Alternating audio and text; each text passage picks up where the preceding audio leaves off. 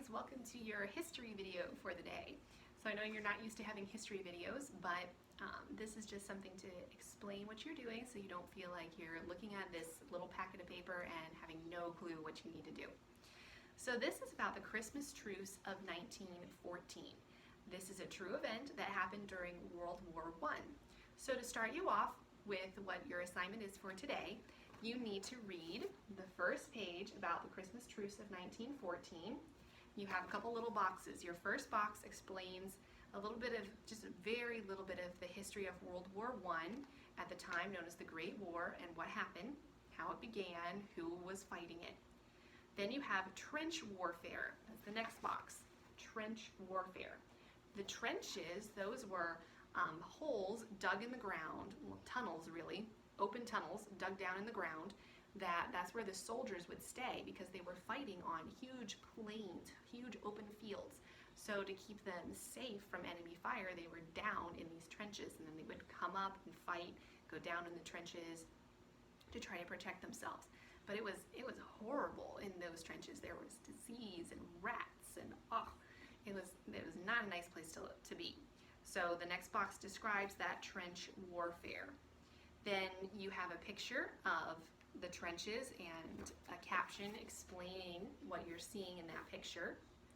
Then over here you have a couple more pictures and some captions explaining what's going on in those pictures. So you need to read this through very carefully, and then for today you need to fill out this, it's called an infographic on the back. So you need to start out by filling in World War I was from 1914 to what year. So you'll find all of this information that it's asking for on this page. All right, so do your research on this page.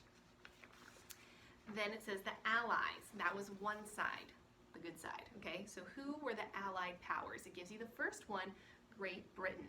So who were the allies of Great Britain? What other countries fought on the same side as Great Britain in World War I?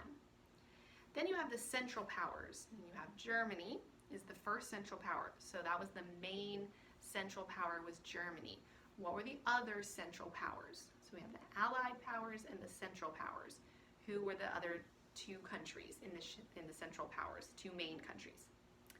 Then we have the causes of World War I. There are three main causes that this particular article talks about, and they give you the first one to get you started. Conflict had already been brewing in Europe for some time. So that means tensions, kind of, that people, they weren't getting along. This had already been building up, that there were problems. So that was one of the causes, that these problems had been building for years and years and years. Now there's two more things that contributed to the causes of World War I, to its start. So you'll mostly find that here in this first box, just like you'll find the Allied and Central Powers up here as well.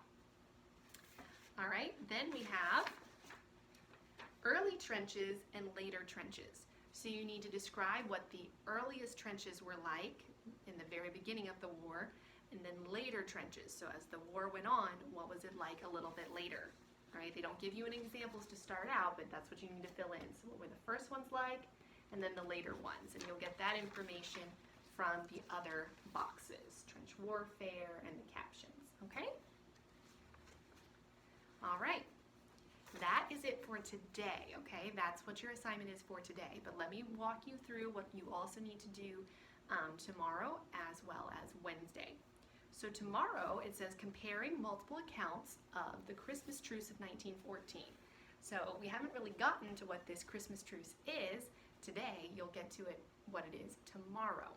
So the Christmas truce of 1914. I'm going to read you that first box. The Christmas truce of 1914 is said to have extended for miles across the Western Front.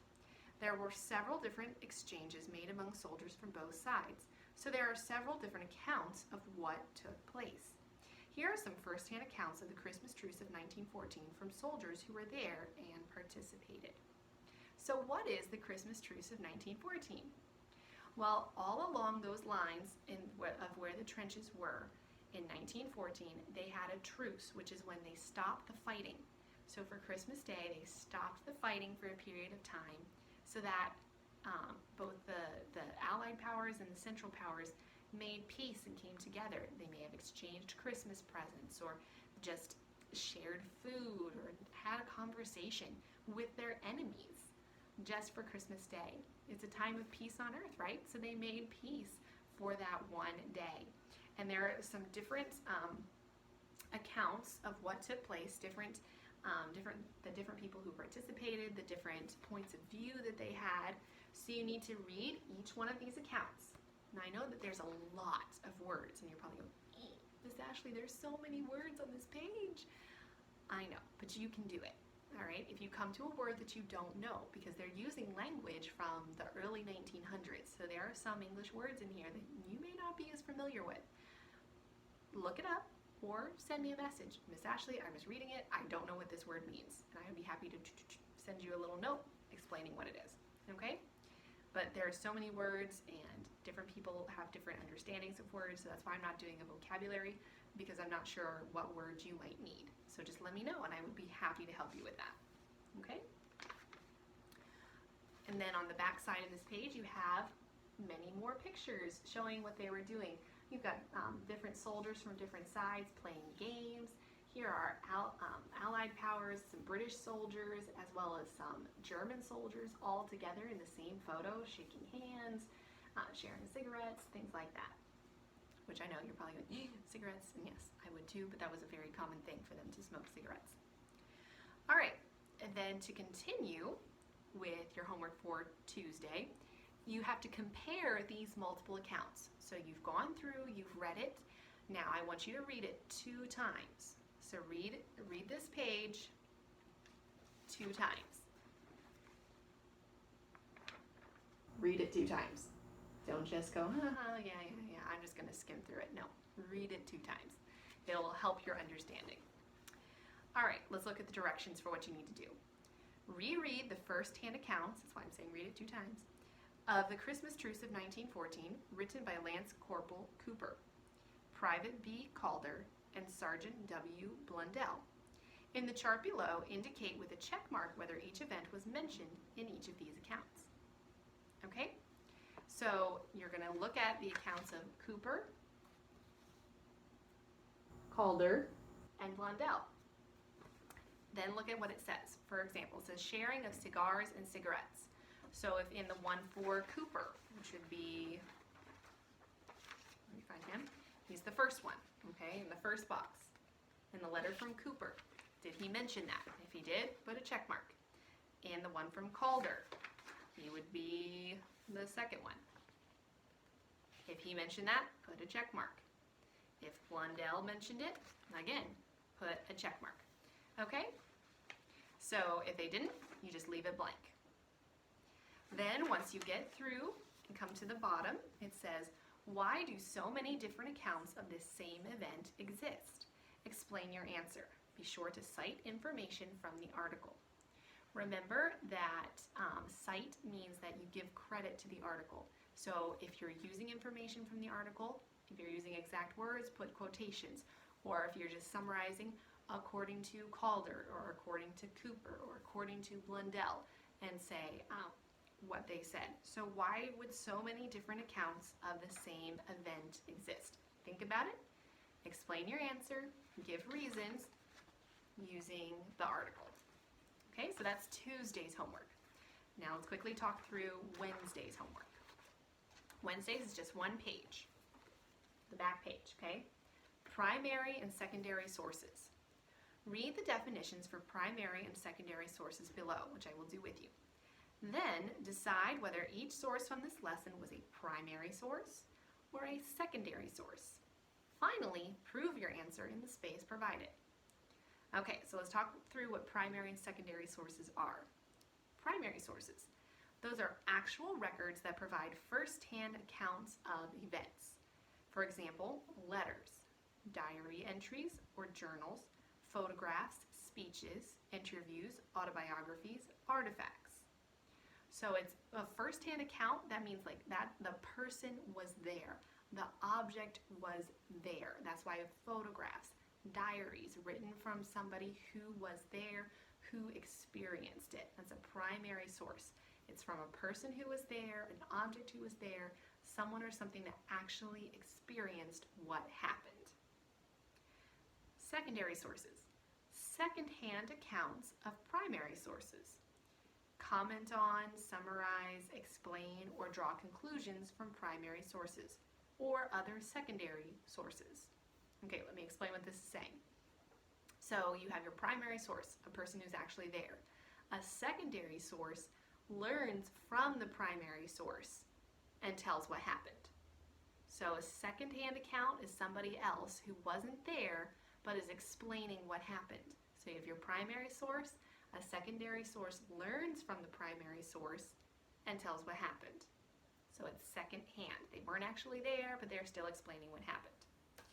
For example, I am a secondary source of the Christmas trees of 1914. I wasn't there, so whatever I tell you, I had to learn from someone who was, or even from another secondary source.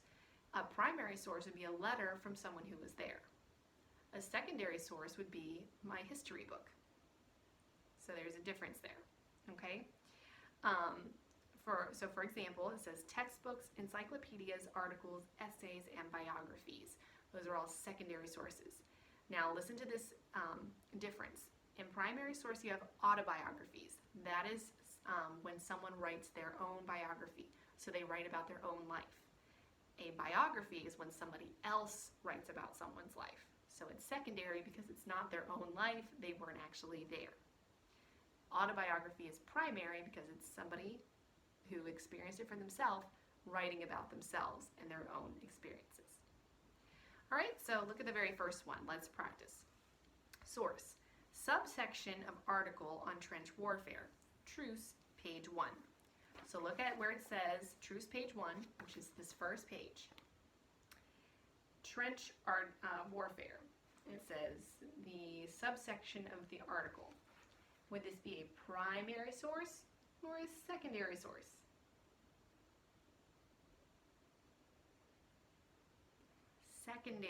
Secondary source. Why would it be secondary? Well, that's something that you're going to have to do on your own. But I will give you a hint. Is the article from someone who was actually there or not? Okay. You need to prove it by including a quote from the text or a very specific example of how this would be a primary or a secondary source. Sorry, I'm trying to think through my words to make sure that this is as clear as possible to you. But if it's still not clear, it's okay, ask me a question, okay? So when you get to this on Wednesday. So when you're proving it, you need to be very specific of why you said this was a primary or a secondary source. So go back for this one, subsection of trench warfare. Tell me, I just want to make sure I'm looking at the right thing. Okay. Tell me why this would be a secondary source. It comes from someone who was there. It does not come from someone who was there. I know it doesn't come from someone who was there because it says this, because it does not have this. For example, I know it doesn't come from someone who was there because it's not a letter. It doesn't have a quotation from someone, something like that. Okay? Okay. Yep, okay. I think that's all I'm going to say about that right now. If you feel really confused, just send me a message and say, Miss Ashley, can you explain that again? And I will be happy to help you.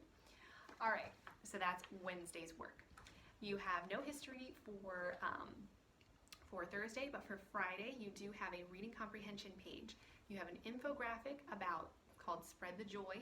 So you need to look at the pictures that are there, and it's talking about how Christmas should be a time of giving, a time when we are willing to make sacrifices for other people. And so it shows you some different pictures, different graphs of things, charities and stuff like that. And so you have some questions to answer, so analyze the pictures and answer the questions that are on the back. Okay? All right, have a wonderful day, guys. Love you very much. See you in the next lesson. Bye.